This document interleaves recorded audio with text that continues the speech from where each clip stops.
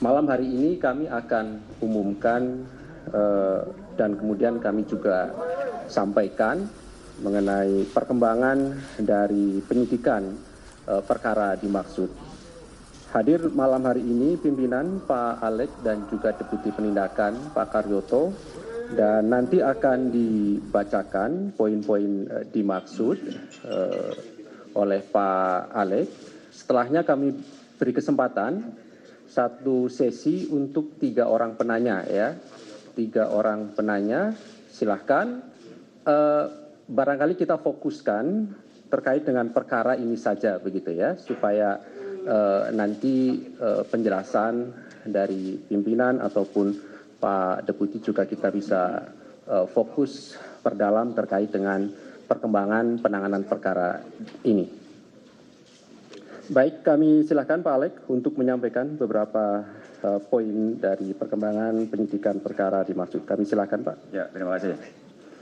Baik, teman-teman wartawan, hari ini kami akan menyampaikan informasi terkait penyidikan dugaan tindak pidana korupsi, penerimaan hadiah atau janji oleh penyelenggara negara atau yang mewakili terkait pemberian izin usaha pertambangan di Kabupaten Tanah Bumbu, Kalimantan Selatan.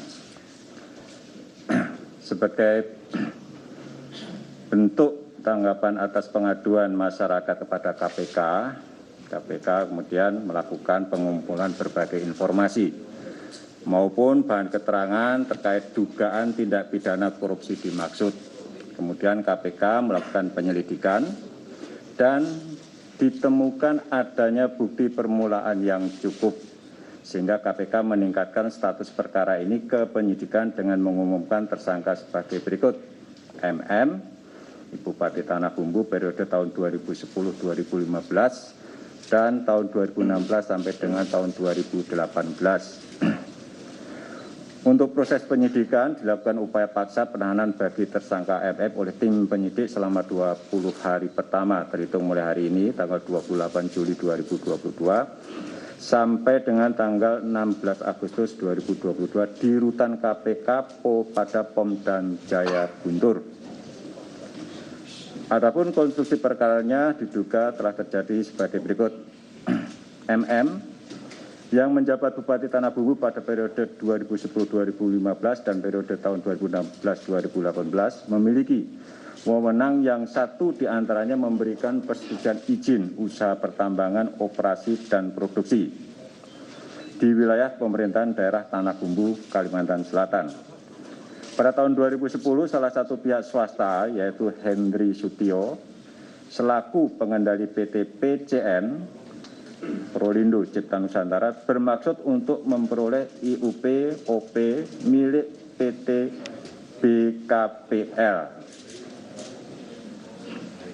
seluas 370 hektar yang berlokasi di Kecamatan Angsana, Kabupaten Tanah Bumbu, Kalimantan Selatan.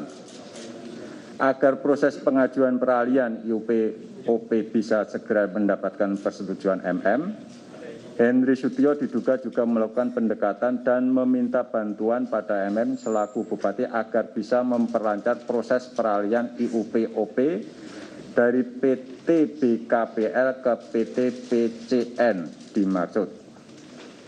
Menanggapi keinginan Hendri Sutio tersebut, di awal tahun 2011, MM diduga mempertemukan Hendri Sutio dengan Raden Dwijono Putro Hadi Sutopo yang saat itu menjabat Kepala Dinas Pertambangan dan Energi Tanah Bumbu.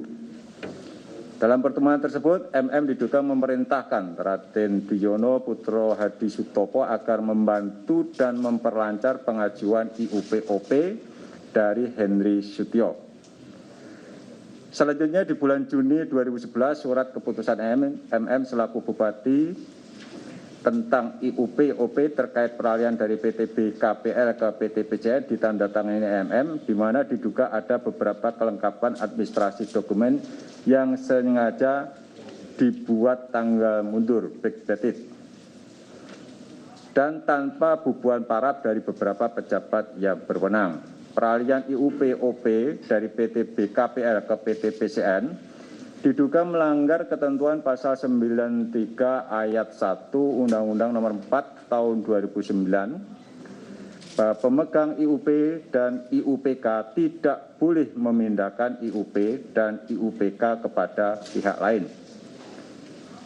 MM juga meminta Henry Sutio agar mengajukan pengurusan perizinan pelabuhan untuk menunjang aktivitas operasional pertambangan dan diduga usaha pengelolaan pelabuhan dimonopoli PT ATU yang adalah perusahaan milik MM.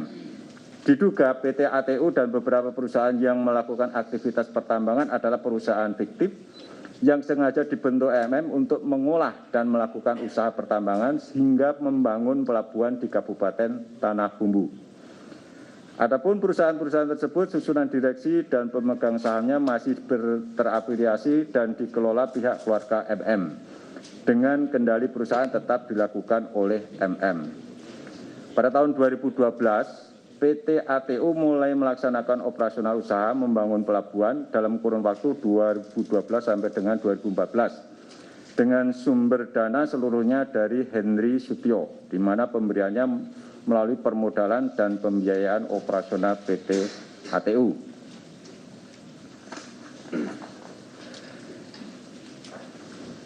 Diduga terjadi beberapa kali pemberian sejumlah uang dari Henry Sutio pada MM melalui beberapa perantaraan orang kepercayaannya dan atau beberapa perusahaan yang terafiliasi dengan MM yang kemudian dalam aktivitasnya dibungkus dalam formalisme perjanjian kerjasama underlying guna memayungi adanya dugaan aliran uang dari PT PCN melalui beberapa perusahaan yang terafiliasi dengan MM.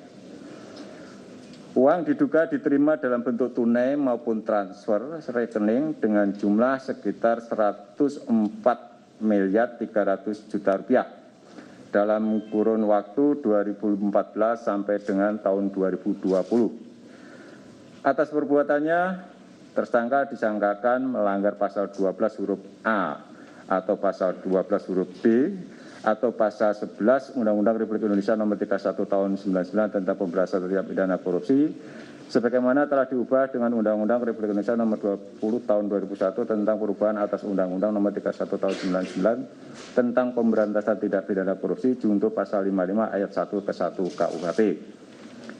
Praktek suap perizinan sering menjadi pintu masuk terjadinya rantai korupsi pada proses bisnis berikutnya dan menjadi salah satu modus korupsi yang rentan terjadi di berbagai sektor layanan publik. KPK berharap modus-modus seperti ini tidak terulang dan beberapa KPK telah melakukan penindakan menyangkut perizinan pertambangan. Ini juga menjadi kerugian yang besar ya bagi masyarakat sekitar jika perizinan itu tidak diberikan sesuai dengan ketentuan peraturan perundang-undangan.